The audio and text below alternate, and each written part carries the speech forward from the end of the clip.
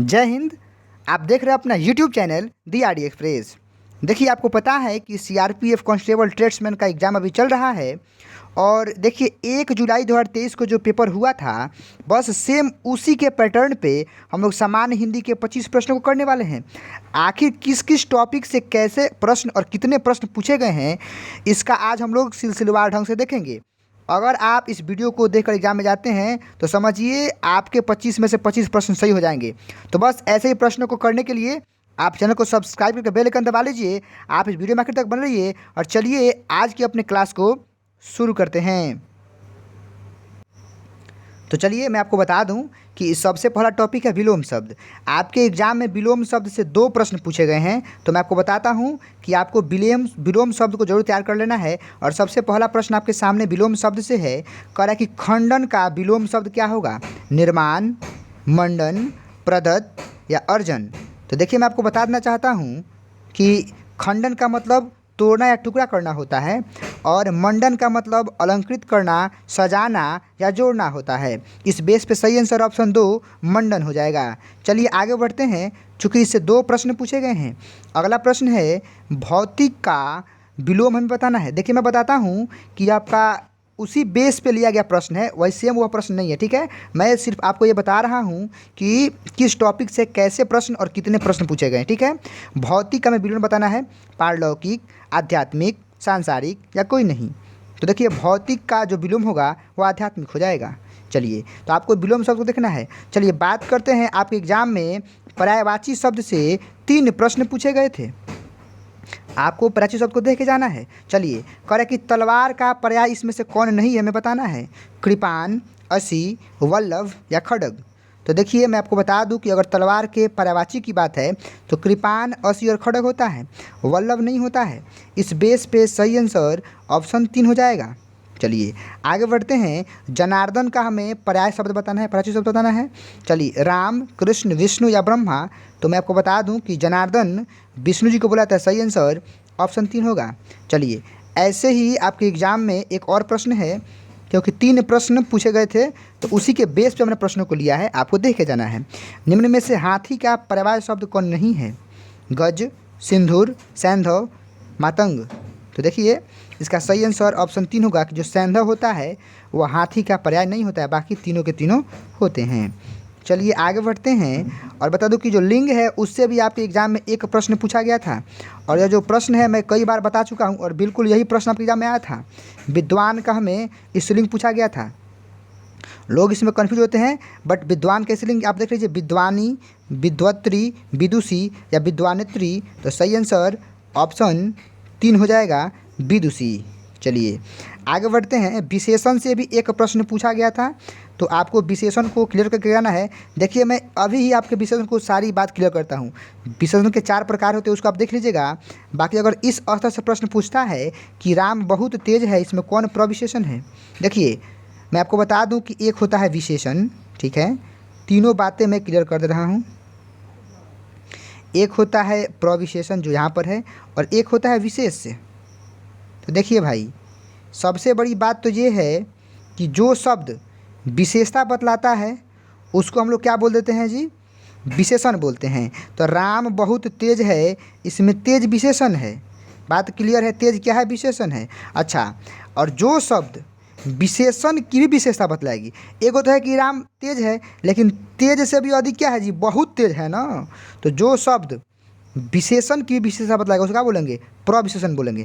और जिस शब्द की विशेषता बतलाई जाएगी, जैसे यहाँ पे राम की विशेषता बताया जा रहा है ना जी, उसको बोलेंगे विशेष से। चलिए, यहाँ पे विशेष से होना चाहिए, ठीक है, यहाँ पे विशेष से होना चाहिए।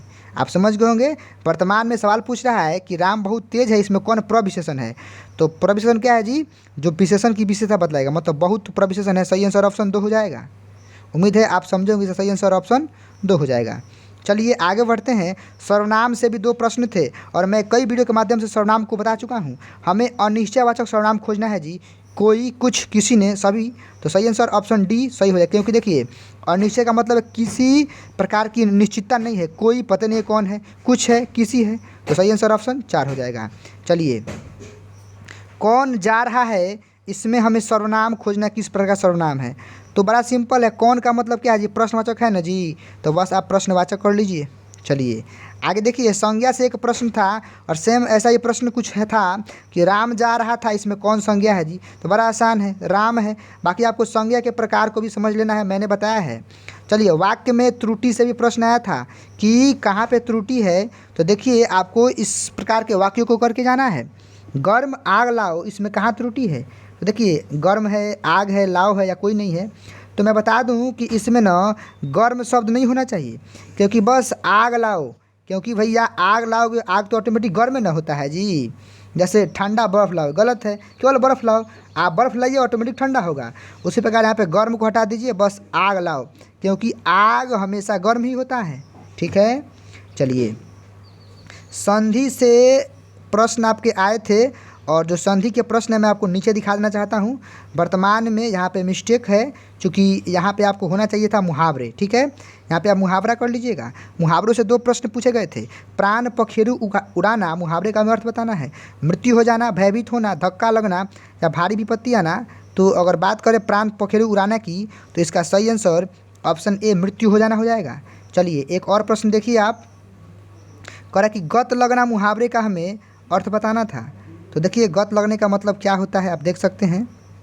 इसका सही आंसर ऑप्शन ए दुर्दशा करना हो जाएगा। चलिए संधि की बात थी, तो संधि 3 प्रश्न थे और मैं आपको दिखाना चाहता हूँ। देखिए संधि के तीनों प्रकार से वैसे प्रश्न थे, जो होता है स्वर व्यंजन विसर्ग, लेकिन आपको मैं बता दूं कि आप किस प्रकार के संधि को तैयार करके जाइएगा। चलिए कह रहा है कि चयन का हमें संधि विच्छेद करना है, तो आप देख सकते हैं इसका सही आंसर ऑप्शन दिया भी है, सही आंसर ऑप्शन सी चे जोर अन हो जाएगा। वैसे ही राकेश का संधि विच्छेद करना है तो हो जाएगा ऑप्शन ए ही राका धन ईस, इसमें हर्षिकार दीर्घकार बड़ा महत्व रखता है। वैसे ही सायक, सायक, गायक, ये सब देख लेना है। इसका सही आंसर ऑप्शन 2 सौ जोर अक हो जाएगा। चलिए अब देखिए आपसे प्रश्न कुछ ऐसा है कि इस प्रकार के प्रश्न भी पूछे जाएंगे। आंसू जो शब्द है वह कैसा है जी, तो देखिए अगर आपसे अश्रु पूछता है तो अश्रु का मतलब संस्कृत का शब्द है, तो अश्रु तो तत्सम होता है, लेकिन आपसे आंसू पूछा है ना, इसलिए क्या हो जाएगा, तद्भव हो जाएगा। ठीक है, चलिए हरा भरा मैदान क्या कहलाता है। इस बार आपके एग्जाम में अनेक शब्दों के एक शब्द से प्रश्न नहीं देखने को मिले थे, बट आपको तैयार करके जाना है, क्योंकि अलग अलग सीट में कोई ना कोई पूछ सकता है। तो मैं बता दूं कि हरा भरा मैदान आपका उपवन कहलाता है। चलिए जातिवाचक संज्ञा पहचानना था, तो जिस संज्ञा से पूरी जाति का बोध होगा ना, तो बस लड़का हो जाएगा।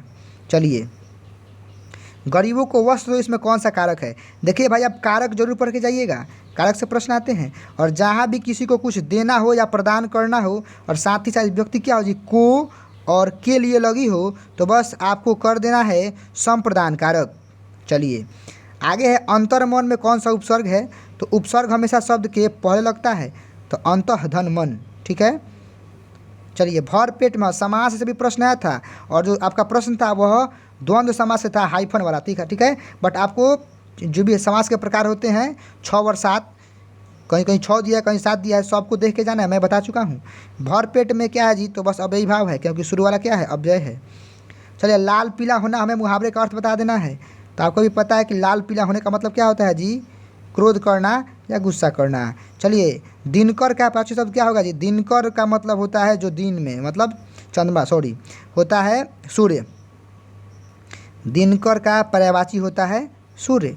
आप ऑप्शन देख लीजिए, चंद्रमा है तो नहीं होगा, और भानु देख लीजिए कि सूर्य को हम लोग भानु बोलते हैं, तो सही आंसर ऑप्शन 2 हो जाएगा।